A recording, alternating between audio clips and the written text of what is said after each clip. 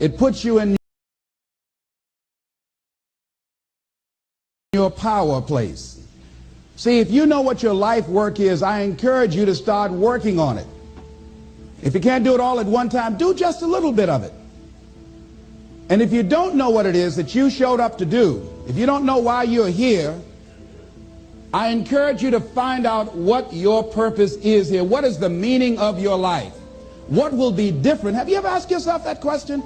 I've done that. I remember coming from a friend of mine's funeral, and I was reflecting on how much time I had left. And I went for a walk in a park thinking about this guy whose life was so promising. And I mean, he wasn't an old guy. He was quite young, in fact. And I thought about all of the things that he said he was going to do, and he never got a chance to do those things. And I started thinking about my own life and how much time I had left to do the things that I would like to do. And at that time, I wasn't sure what my life purpose was, what my life's work was. I wasn't sure about it at that time. And I thought about it quite a lot. I had some idea, but I wasn't convinced. That I don't think I felt worthy. I didn't believe that it could be me to do this kind of work that I'm doing right now. And I say to you that if you begin to take a conscious effort to find out what it is that you're supposed to do, I say that it can literally save your life. I said that it can literally save your life. 85% of the American public, according to recent studies, are going to jobs that they hate, working on jobs that do not challenge them.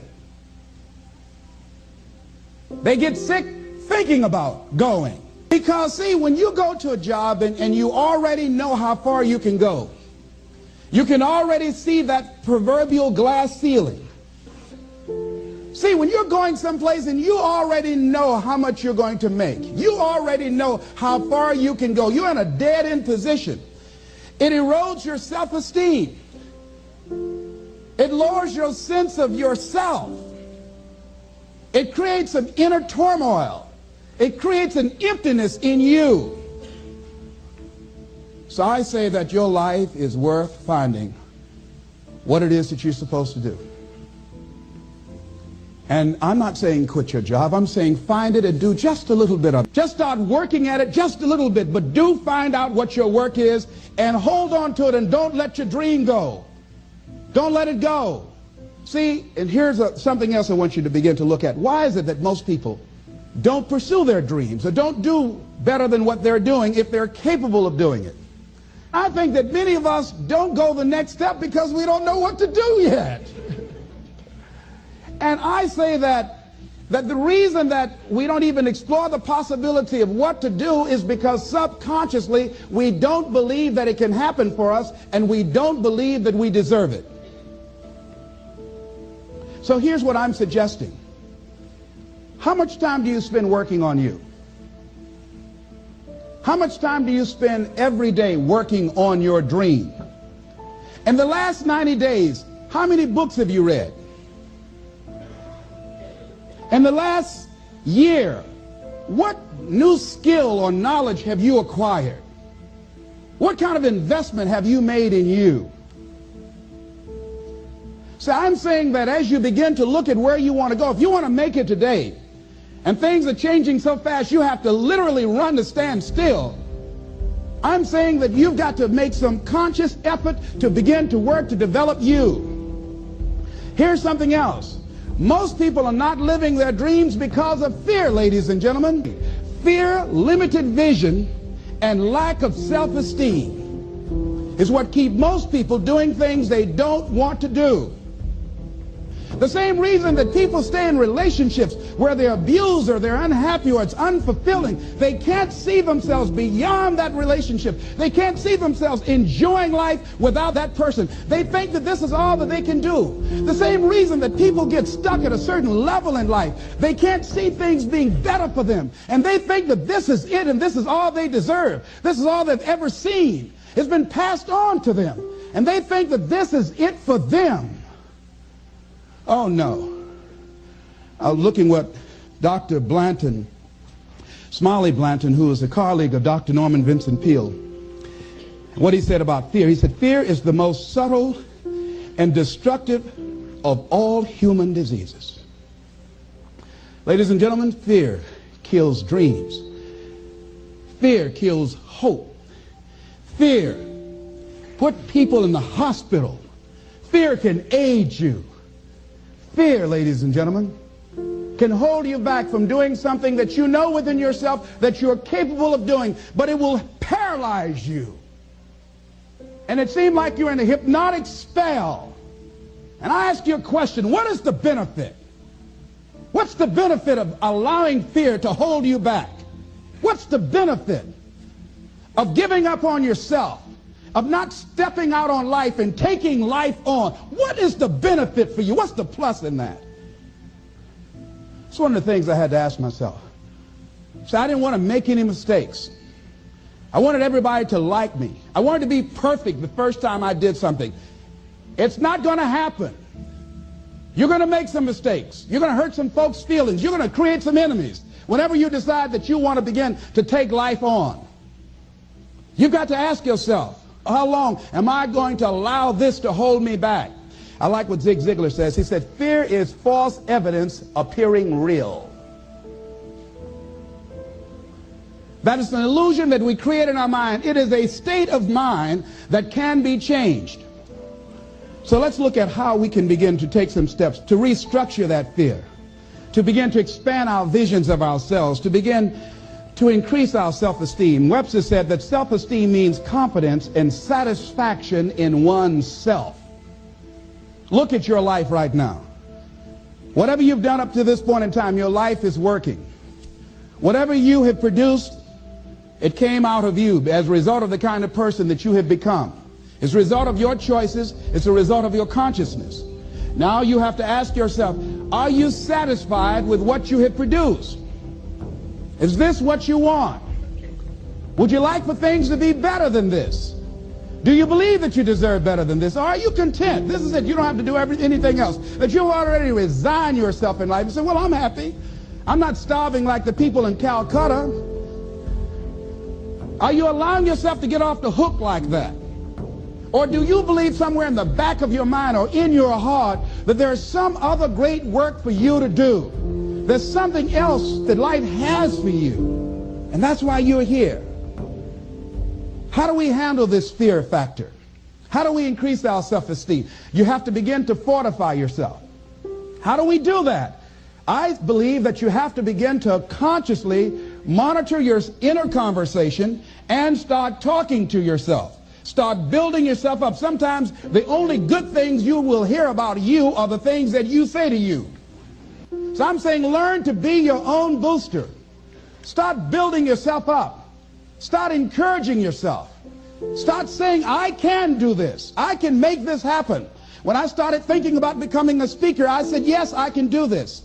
I can make this happen. When I start trying to convince myself I can be a businessman after flopping and failing and losing thousands of dollars and feeling stupid and dumb and having people take advantage of me because of what I didn't know, I had to talk to myself because people were saying to me that I was dumb. And somewhere in the back of my mind, I was saying, you're right. Look at what I've done. I had to say, no, Les. Hey, come on, man. Get yourself together. You can handle this. You just haven't figured it out yet. It's all right. This is your training period. This is the tuition you have to pay for what you don't know. You can do this. Other people have done it. It doesn't take an Einstein. Get you some people that can teach you some stuff that you don't know. Get you some people that have done it successfully and learn from them. Take some seminars, workshops, read some books on how to manage a business. Change the way you see yourself and begin to tend to the personal details. Understand that nobody's going to take care of your business better than you. And when I start changing that kind of mindset of beating myself up because of my mistakes and start looking at the possibility of my doing better, of my making the adjustment that would enable me to do what I want to do successfully, things begin to change. And I say, stop beating up on yourself. You do it. I know you do it. I've done it. It's a natural inclination for us to put ourselves down. See, we are born negative, I think, in a negative consciousness because we live in a negative world. Here's some other things, ladies and gentlemen. Begin to guard your mind against negative programming, like turn off the television. Don't watch the news. So you've got to guard the kinds of things that you put in your mind. See, if you don't program your mind will be programmed, because human beings are goal-oriented. That's why we die of broken hearts early. That's why we're running through life to early graves. We're going through life, ladies and gentlemen, and I think that Henry David Thoreau said that most men live in quiet desperation. Most of us go through life running scared. So we created this in our minds, false evidence appearing real. We made it real in our minds. That's why Churchill said there's nothing to fear but fear itself. That's the destructive monster. So turn off things that can contribute to your fear.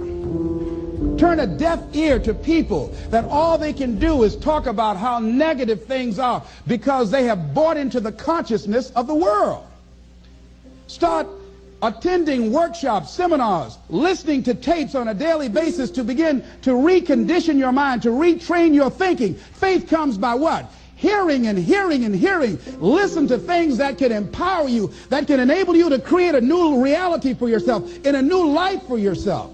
You might appear to be strange around most people. You know, most people think you're strange if you're happy today.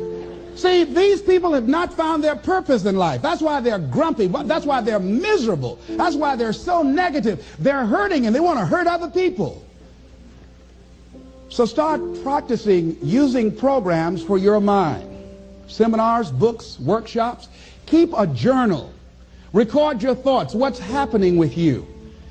Every day when you get up, have a journal near you. See, ladies and gentlemen, we get 3 to 4 thoughts a year that if we would act on those thoughts, they could change our life. What idea are you sitting on? Write your ideas down. And then, once you get that idea, take the leap.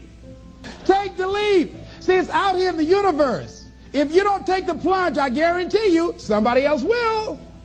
Take the plunge. Go into action. And ladies and gentlemen, you will be surprised how things will come together. You'll be surprised. Now, you're going to have some difficult challenges. I can tell you that now. Be aware of that. Things are not going to work out exactly right. For a time they will, sometimes. And that's when life is just playing a game with you. I want you to feel good and relax. But ladies and gentlemen, go into action with your dream.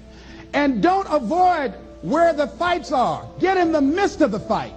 Get knocked down so you can learn how to fight, so you can hold your position.